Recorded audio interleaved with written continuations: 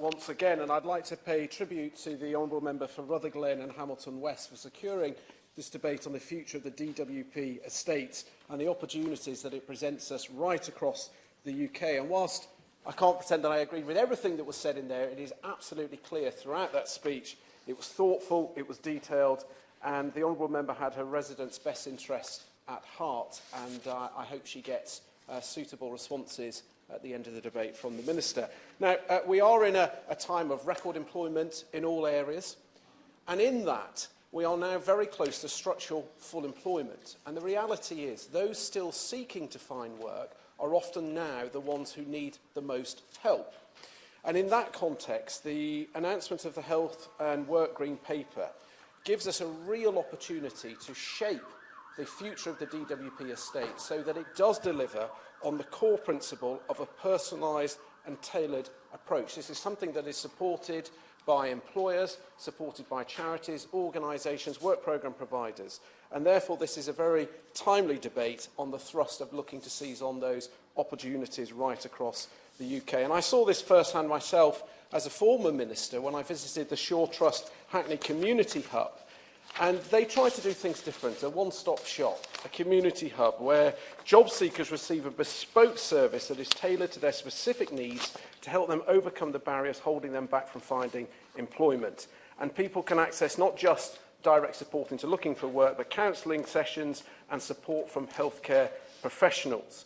And there has been a significant increase in the performance, an increase in staff and customer satisfaction levels, and a better work programme participant engagement. Yes. Thank the Honourable Member for giving way. Of course, the key word in his speech there is community, but what we are talking about is the heart being ripped out of our communities. Well, we have to deliver the best opportunities for all people who are looking for work, and what I am setting out is in what I believe is the best way to equip those people who are trying to seize the opportunity of the growing economy. And Shaw Trust have provided me a number of examples, including how Kazim, a 23-year-old, who arrived with very low confidence, experiencing depression and anxiety, and with the support within that community hub, the bespoke support that he was given, he was able to secure a job both at Amazon and at his local cinema. And it wasn't just the job centre that was the work programme providers, it was employers such as ITV, Barclays and Michael Page who actually worked within this hub, bringing together those healthcare professionals, external employers, as well as the work programme providers, and they made a huge difference. And there are many other examples. Yes. Yeah, the Honourable Member for giving way. I wondered if you could clarify if he's talking about Kazim getting a job in Amazon and Kazim is from Glasgow, because Amazon is in Dunfermline, which is an hour away by bus. This was at the Hackney Community Hub that is run by Shaw Trust, so okay. It would have been Amazon there. But this debate is titled The Future of DWP Estates, and that is for the whole of the UK. But I would wish any Kazim in the Honourable Member's local constituency the very best of luck of finding work, whether it's at Amazon or anywhere else. Now, the reality is, for a lot of people arriving at a job centre, they are understandably lacking confidence, they are nervous. I've seen this firsthand when I've supported my own constituents, and all too often I'm afraid people are greeted by a security guard. That is probably the last thing that somebody wishes to see who are nervous. These buildings are drab, 1960s, 70s, 80s. They are not inspiring.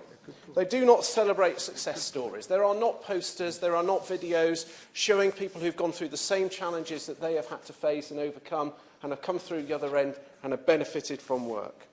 The staff are all too often fixed to that facility. We are expecting, and one of the things I suspect most of the other speakers will highlight is the challenge of people getting to job centres. Well, actually, sometimes the solution is taking the job centre directly to people. And actually, one of the most important parts of the universal credit rollout is, for the first time ever, people entering work will continue to get support. And I hope that support will extend to coming into that workplace, because a lot of those people will be entering work on the national living wage at the beginning of a career path, and they will need support in work to secure additional hours, to get promotion where their confidence lacks them to push themselves forward. We're all confident, we all push ourselves forward, we all wish to seek to improve ourselves. Not everybody has that ability to do that. And that's an example of where we need to take people in the job centres out of those. I also saw when I went to visit an award-winning job coach who was doing a great job. However, again, an example of where a fixed location shouldn't always be the solution.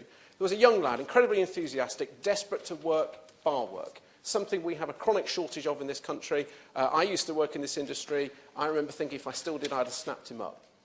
He had an issue that he was so confident that sometimes he would just talk for just too long in an interview and talk himself out of a job. And each time they would say, go off, go and apply for some more jobs, and he'd come back 2 weeks later and he had talked himself out of another job. All it needed was the job coach to go with him to an interview to explain to the employer, when you've had enough of him talking, just say stop. He would have secured work straight away. Yet it was just the system meant he kept returning at his inconvenience every 2 weeks, and it was a continuous loop. It just needed somebody to go with him to the interview. Rightly, we've started piloting the small business employments because too often, too many employers, and I was the same, I ran a business for 10 years. I didn't want to engage with my local job centre. We need to get the job centre people going out to small and medium-sized businesses and saying, look, what are the skills gaps you've got? Can we identify them? And the DWP have been running a small business pilot where they've been going around the retail parks, the industrial parks, the business parks, and actually finding people. In fact, the pilots were so successful, they ran out of people, either at the job centre or on the work programmes, to fill all those roles. That's exactly the sort of challenge. And again, that is saving time for the claimant. And also with organising jobs fairs. Now, what we do need to look at is, in an ideal world, in a centre, it would be a hub, it would be co-location. So we aren't sending the claimant from building to building. We need the health support. My point about being close to full structural employment is the vast majority of people now looking for work, probably, I know over 50% of those on ESA also have a health condition, a disability. Therefore, to have the health support on site, to give them that instant support, will make a huge difference.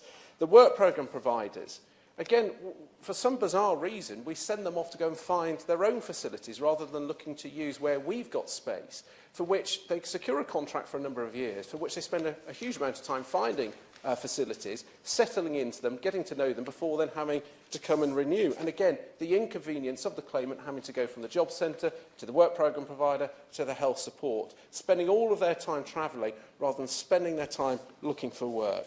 And that is something that we want to do. And it should be a hive of activity. We should be having jobs fairs in the evenings. We should be getting external employers in, charities, mentors. It should all be happening in that brightly coloured, constructive hub which supports people. We also need to recognise... Yeah. Thank the honourable member for giving way.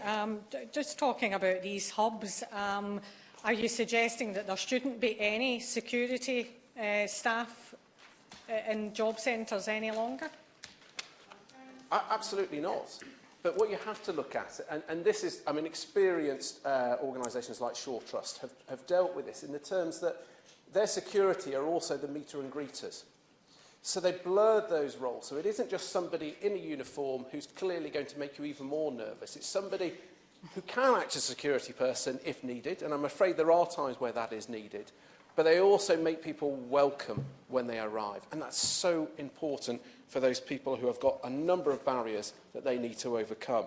Now, we just need to be mindful of those with disabilities. We had Action on Hearing. We're in Parliament today meeting with a number of MPs, and that reminded me that often it's the hidden impairments that people don't take account of. And I would urge the Minister that wherever we are looking at any changes to future facilities, we do need to consult with disabled people to make sure not only our staff are trained, but also when we are building the facilities, they are fully accessible to people. And we can embrace technology. For example, the video relay service, which DWP trialled, has been so successful on the pilots, it will continue forevermore with DWP. We need to make sure the rest of government facilities and people who provide contracts to that to use it. And I know the private sector, I did a visit to SSE, have embraced that. And for those that rely on British Sign Language, they can get instant access to all of these facilities rather than having to wait for an interpreter to come directly to all of their actual visits, because it can be done via technology. And as an absolute must, every single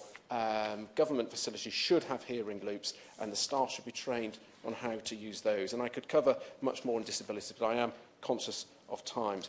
And finally, this also should relay not just to the job centres, but also where we have assessment centres for benefits such as personal independence payments. Again, often they are soulless places. There should be, in the waiting areas, there should be videos advertising other support that is offered to people who have a disability or a long-term health conditions. The government often does pilots, but often people don't know about them. Let's actually advertise them, because in those areas we're finding that mental health is a really good example. There is cross-party support to improve support for people with a mental health condition. There is considerable amounts of additional money being spent, but all too often those who most need that help simply don't know about that. I know in the Minister we have somebody who is extremely constructive, engages regularly with the work programme providers, with the charities, with all those people with experience. This is a real opportunity to build on that Green Paper, and I look forward to the response from the Minister.